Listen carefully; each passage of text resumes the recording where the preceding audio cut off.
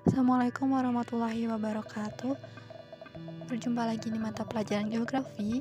Nah, pada bab ini kita akan mempelajari mengenai persebaran flora dan fauna di dunia dan di Indonesia. Pentingnya mempelajari materi ini karena akan membuka wawasan kita mengenai persebaran flora fauna di Indonesia khususnya dan di dunia pada umumnya. Seperti yang telah dipelajari di pertemuan sebelumnya bahwa Indonesia memiliki sumber daya alam hayati yang tinggi. Indonesia memiliki potensi sumber daya alam seperti sumber daya kelautan dan sebagainya yang tinggi. Kekayaan sumber daya alam hayati ini meliputi keanekaragaman flora dan fauna termasuk di dalamnya.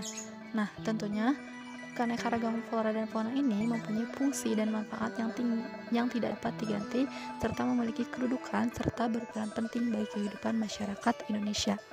Hal tersebut menjadikan upaya konservasi sumber daya alam hayati flora fauna menjadi kewajiban mutlak bagi setiap generasi, termasuk kalian sebagai generasi muda, generasi penerus bangsa.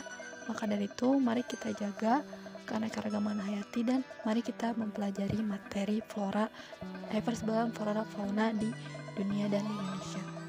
Ini adalah peta konsep dari bab ini, di mana peta konsep ini merupakan keterhubungan antara submateri. Ada 5 submateri pada bab persebaran flora fauna di Indonesia dan dunia. Seperti yang dapat dilihat, yang pertama ada faktor-faktor persebaran flora dan fauna. Kita akan mempelajarinya di pertemuan ini. Kemudian persebaran flora dan fauna di dunia sama di pertemuan ini. Kemudian pertemuan selanjutnya akan mempelajari tentang persebaran flora dan fauna di Indonesia, konservasi flora dan fauna di Indonesia dan dunia. Kemudian terakhir pemanfaatan flora dan fauna Indonesia sebagai sumber daya alam. Nah, ini ada 5 submateri yang akan kita pelajari. Selanjutnya masuk ke materi, ada karakteristik bioma di dunia. Mungkin kalian sudah tahu apa itu geosfer. Geosfer adalah lapisan-lapisan yang terdapat di bumi. Di antaranya ada seperti yang terlihat di gambar, ada atmosfer, biosfer, litosfer, hidrosfer. Nah, atmosfer ini apa? Atmosfer adalah lapisan udara. Kemudian litosfer adalah lapisan batuan dan tanah. Hidrosfer adalah lapisan air, serta biosfer adalah lapisan makhluk hidup, tempat tumbuhan dan hewan. Seperti itu. Nah, biosfer adalah lapisan yang terdiri dari tanah, air, dan udara, tempat berlangsungnya kehidupan. Oleh karena itu, biosfer tidak bisa terlepas dari atmosfer, litosfer, dan hidrosfer. Nah, kalau secara bahasa, dalam bahasa Yunani, bios yang berarti hidup, dan dari bahasa Latin, sfer yang berarti lapisan atau jangkauan. Gitu. Jadi, ini adalah biosfer. Kita akan membahas tentang biosfer.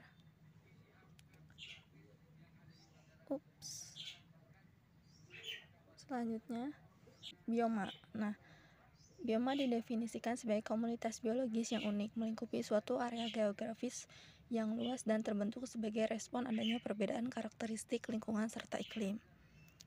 Nah, nanti bioma akan dipelajari di materi ini. Kemudian ada beberapa karakteristik suatu bioma, diantaranya adalah sebagai berikut. Pada setiap bioma ada suatu komunitas klimaks. Komunitas klimaks itu adalah komunitas atau satuan kehidupan yang sudah mencapai perkembangan maksimal, sehingga jika terjadi perubahan itu tidak tampak lagi. Contohnya seperti pada gambar misalnya pohon. Kalau misalnya pohon itu sudah tumbuh sampai tinggi misalnya sampai tinggi berapa meter, nah kemudian itu klimaksnya, jadi tidak akan tumbuh lagi, tidak akan sampai tinggi lagi gitu. Terus yang kedua ada suatu bentuk vegetasi utama yang mendominasi kawasan tersebut. Mendominasi atau contohnya misalnya kayak hutan gugur daun, hutan berdaun jarum, dan padang rumput. Jadi dalam satu area ada yang terlihat dominan gitu, entah itu hutan atau apa. Dominan itu mendominasi, menguasai, jadi lebih banyak. Kemudian yang ketiga, komunitas ini stabil sepanjang masa kecuali ada kejadian tiba-tiba yang mengganggu kestabilan komunitas. Ya misalnya kayak hutan itu kan stabil, tumbuh pohon, terus udaranya seperti itu. Tapi kalau misalnya ada kejadian yang mengganggu seperti bencana alam atau misalnya kerusakan oleh manusia kayak penebangan liar, pasti kan jadi terganggu, jadi tidak stabil. Kemudian yang keempat, bioma terbentuk karena interaksi antara unsur-unsur lingkungan. Jadi ada interaksi gitu yang berbeda. Terus setiap bioma dicirikan oleh bentuk kehidupan tumbuhan dan hewan yang berbeda, dan bioma biasanya memiliki wilayah yang luas. Nah, itu adalah pembahasan tentang bioma. Selanjutnya kita akan mempelajari tentang faktor-faktor yang mempengaruhi persebaran flora dan fauna. Persebaran flora dan fauna di permukaan bumi tidak sama dan merata kan, sehingga berpengaruh terhadap kehidupan makhluk hidup. Terdapat misalnya wilayah yang sangat padat populasinya, namun ada juga wilayah di muka bumi dapat dihuni oleh makhluk hidup. Persebaran flora dan fauna yang tersebar di seluruh penjuru dunia dipengaruhi oleh banyak faktor. Beberapa faktor yang mempengaruhi sebaran flora dan fauna di permukaan bumi yaitu iklim atau klimatik, edafik atau tanah, fisiografi, relief atau relief, dan manusia. Nah, kita akan mempelajari tentang iklim terlebih dahulu, di mana iklim adalah kondisi cuaca pada waktu yang lama dan meliputi daerah yang luas. Seperti terlihat pada gambar ini, setiap zona iklim memiliki komunitas tumbuhan dan hewannya sendiri kan.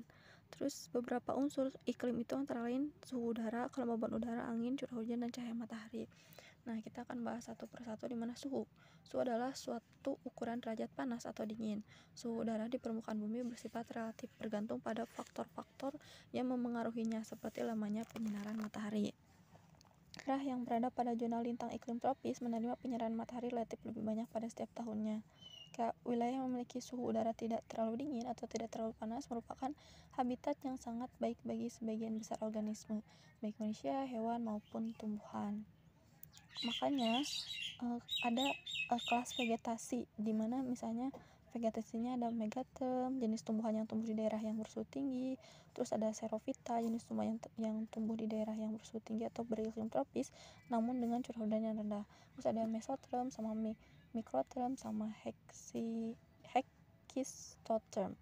Kalian bisa baca di modul ada. Nah, selanjutnya kelembaban udara.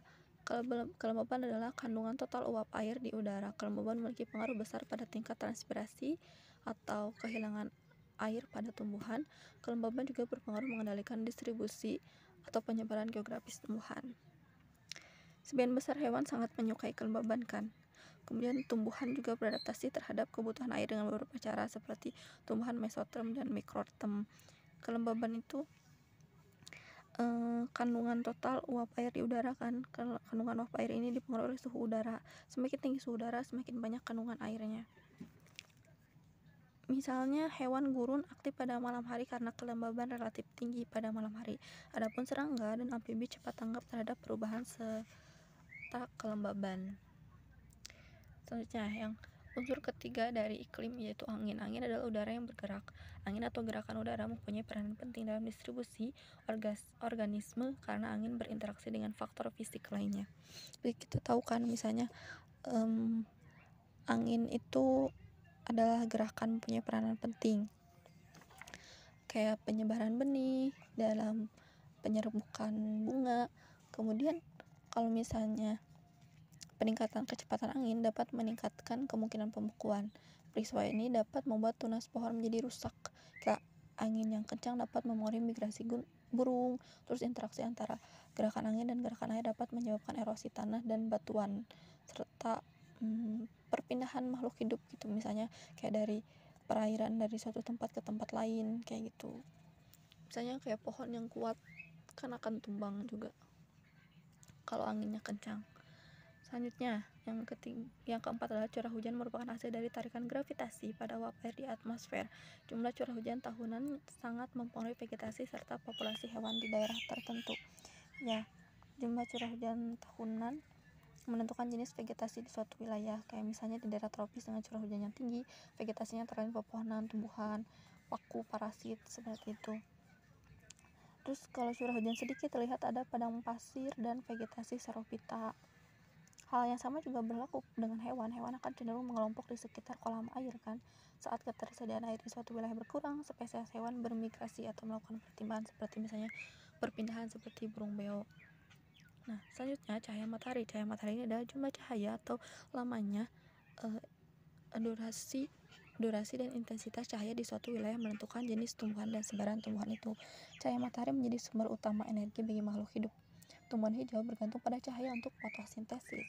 Tentunya lamanya datang sinar matahari di suatu daerah dengan daerah lainnya berbeda, menyebabkan juga perbedaan hewan, perbedaan tumbuhan. Nah, seperti itu. Jadi faktor pertama yaitu iklim, di mana ada 4 unsurnya. Ada suhu, kelembaban udara, suhu, kelembaban udara, angin, kemudian juga curah hujan dan cahaya matahari. Nah, yang kedua faktornya ada fisiografi atau berkaitan dengan topografi atau bentuk permukaan tanah seperti ketinggian, kemiringan, drainase, dan tingkat erosi. Fisiografi merupakan faktor lingkungan yang mempengaruhi kondisi yang berlaku di suatu habitat dan distribusi tumbuhan dan hewan. Nah, fisiografi ini misalnya bentuk permukaan bumi yang beragam seperti pegunungan,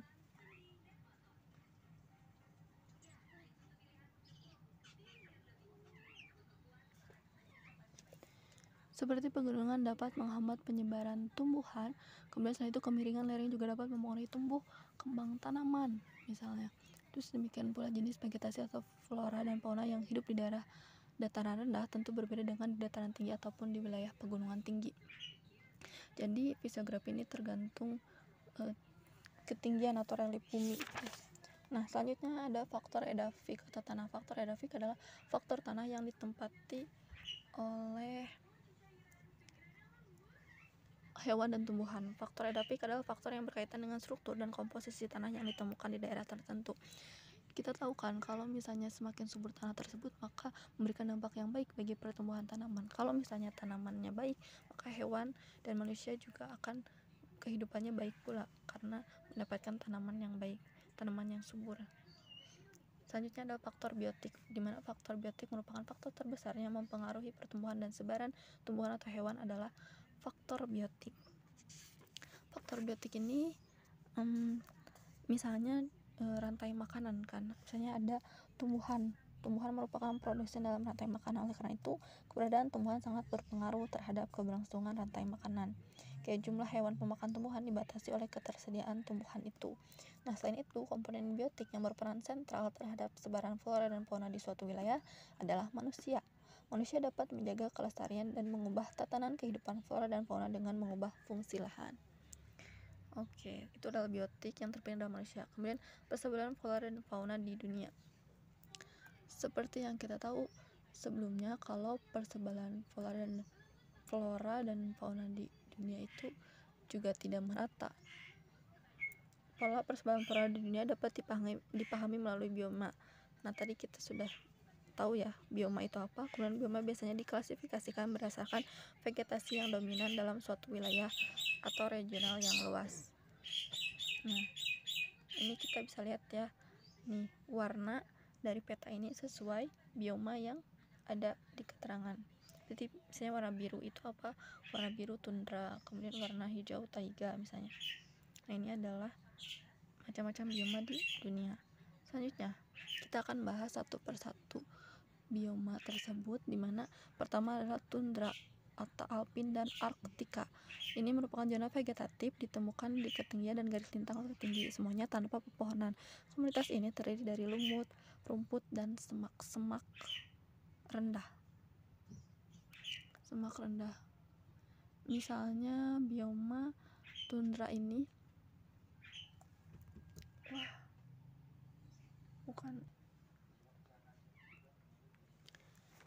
hampir di setiap wilayah tertutup oleh salju atau es. Jadi bioma tundra ini adalah kawasan yang berada di sekitar kutub utara dan sebagian di selatan. Kemudian mempunyai musim dingin yang panjang dan gelap serta musim panas yang panjang dan terang. Maka dari itu biasanya bioma tundra ini hidup di masih ada tanpa pepohonan. Misalnya kayak kalau di Indonesia ada di pegunungan Jaya di puncaknya gitu, ada bioma tundra. Oke, selanjutnya ada bioma taiga, di mana terdiri dari beberapa jenis pohon konifer atau berdaun jarum dan pinus, dicirikan dengan musim dingin yang sangat panjang dan musim panas yang sangat singkat. Nah, bioma taiga ini ekosistem yang berada di hutan yang dalamnya hanya terdapat satu spesies pohon yang sejenis. Jadi kalau misalnya pohon pinus aja, kalau misalnya pohon konifer aja gitu. Kayak musim kemarau di sini tuh sangat singkat, jadi lebih lama musim panas, jadi sebenarnya lebih dingin di taiga. Contohnya hutan taiga di Indonesia itu dapat ditemui berupa hutan pinus seperti yang ada di daerah Yogyakarta dan Kalimantan. Hewan yang terdapat di daerah taiga antara lain rusa, beruang, hutan, dan ajak, kayak gitu. Kemudian ada hutan gugur beriklim sedang, di mana ditemukan di wilayah pesisir yang memiliki iklim sejuk dan curah hujan sedang seperti di Eropa Barat, Cina Timur Laut, Korea Selatan, Jepang, Chili Selatan, dan Selandia Baru. Nah, hutan gugur ini ditandai dengan bergugurnya pohon-pohon kan. Kemudian biasanya negaranya mempunyai 4 musim maksudnya, yaitu panas, gugur, dingin, dan semi. Ciri khas dari bioma hutan iklim sedang adalah warna daun yang berwarna orange keemasan, kayak gitu. Nah, hutan gugur ini, pohon-pohon ini mengalami pertumbuhan yang cepat selama musim panas. Kalau misalnya hewannya di daerah tersebut tuh ada rusa, rakun, tupai, rubah, dan burung pelatuk. Indonesia dapat ditemui juga hutan gugur seperti di sebagian Sulawesi dan Jawa Timur. Oke, selanjutnya ada hutan salu hijau subtropis, ditemukan di daerah iklim subtropis lembab dengan musim dingin ringan dan curah hujan yang cukup sepanjang tahun. Pohon berdaun jam dan pohon berdaun lebar. Padang rumput atau stepa hanya ditumbuhi oleh rumputan karena memiliki musim hujan yang singkat. Hewan di daerah padang rumput antara lain zebra Afrika, kanguru Australia, dan bison Amerika. Nah, padang rumput stepa ini padang rumput stepa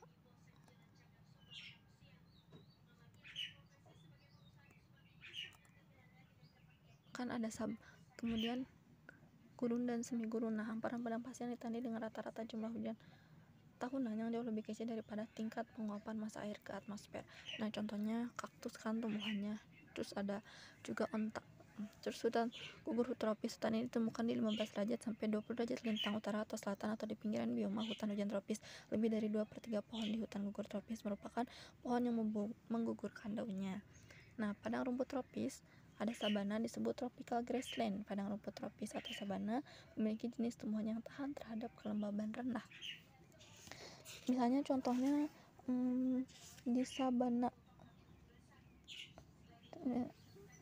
Papua, ada di Papua, di Indonesia tuh ada di Papua, terus ada di NTT. Sabana tropis adalah salah satu bioma yang terbesar di dunia. Sabana tropis memiliki 2 musim, yakni musim panas yang basah dan musim dingin yang kering. Contohnya adalah hewannya jerapah, gajah, singa, citah gitu, kayak di Afrika gitu yang panas-panas. Nah, hutan hujan tropis ini terdapat di daerah dengan suhu relatif stabil sepanjang tahun dan curah hujan melimpah. Hutan hujan tropis antara lain terdapat di Indonesia, Australia bagian utara, Papua bagian timur, Afrika Tengah, dan Amerika Tengah. Oke, selanjutnya, nah kita akan mempelajari mengenai persebaran fauna di dunia. Wallace memberikan tata nama yang mengidentifikasi 6 zona yang masih berlaku sampai sekarang. Ini zona biogeografi didasari pola persebaran makhluk hidup yang berada di darat. Nah, ada Nearctic, Neotropical, Ethiopian, Palearctic, Oriental, dan Australian. Kita akan mempelajari mengenai persebaran fauna di dunia, karena penyebaran hewan atau fauna di permukaan bumi dipengaruhi oleh keadaan lingkungan hidup yang sesuai untuk tempat hidupnya. Apabila suatu kelompok fauna sudah tidak cocok untuk mendiami suatu daerah tertentu, maka kelompok fauna itu akan melakukan migrasi atau perpindahan ke daerah lain. Makanya ada 6 nih. Zona Palearctic. Zona Palearctic merupakan daerah fauna terbesar. Zona ini mencakup Eropa, Rusia, Asia Tengah, Tiongkok Utara, hingga Maroko. Ada 2 keluarga mamalia endemik di zona ini, yakni tikus mondok buta dan tikus selevin. Nah, seperti yang ada gambar ini contoh fauna Palearctic, yaitu beaver. Nah, biasanya hewan yang lainnya itu juga ada harimau Siberia, beruang kutub, dan rusa. Kemudian di zona Nearctic membentang dari Arktik di utara Kanada ke dataran tinggi Meksiko Tengah termasuk Greenland. Di zona ini terdapat relatif sedikit keluarga mamalia. Contoh hewannya adalah atau faunanya hidup di antaranya antelop, rusa, dan beruang. Ini adalah gambar dari antelop. Nah, ini dilihat ya di peta tuh di bagian mana. Kemudian zona neotropik terbentang dari Meksiko Tengah hingga Amerika. Nih di petanya ada wilayah Amerika. Di zona neotropik terdapat banyak keluarga mamalia dan banyak diantaranya merupakan fauna endemik. Sebagian besar keanekaragaman spesies terkonsentrasi di hutan hujan Amazon, sabana atau hutan semak tropis. Ini contohnya adalah roden, di mana pohon yang hidup diantaranya primata, kelelawar, roden, terenggiling, bison, dan kukang. Kemudian zona Ethiopia merupakan mencakup Madagaskar dan Sub-Sahara Afrika, Sahara, dan Timur Tengah, membentuk zona transisi antara daerah Ethiopia dan Palearktik Selatan. Nah, contohnya zona Ethiopia itu ada gorila ya, gajah gitu. Terus selanjutnya wilayah oriental atau zona oriental membentang dari Asia Selatan di Asia Tenggara hingga bagian selatan Asia Timur. Zona ini terdiri dari anak benua India, Asia Tenggara, dan bagian dari Kepulauan Nusantara, Malay Archipelago yang berada di utara dan barat garis Wallace. Indonesia berarti termasuk di zona oriental, di mana hewan-hewannya itu ada harimau Sumatera, tapir Malaysia, gajah India, kerbau air, badak, dan lain-lain. Selanjutnya yang terakhir adalah zona Australis atau wilayah Australis, meliputi Australia dan Papua Nugini serta beberapa kepulauan di Indonesia Timur seperti Kepulauan Maluku, Lombok, dan Nusa Tenggara, dan beberapa kepulauan di daerah Pasifik. Faunanya diantaranya adalah kanguru di Australia, terus koala, buaya, burung pengisap, madu kiwi, kasuari, dan lain-lain. Nah, oke. Itu adalah persebaran fauna di dunia, di mana diklasifikasikan menjadi 6 kan, ada wilayah Palearktik, zona nearktik, zona neotrofikal, eutrophian, oriental, dan australis. Oke, materi ini selesai. Semoga bisa paham pada materi ini faktor-faktor yang mempengaruhi persebaran flora dan fauna di dunia dan di Indonesia. Kemudian ada persebaran fauna di dunia.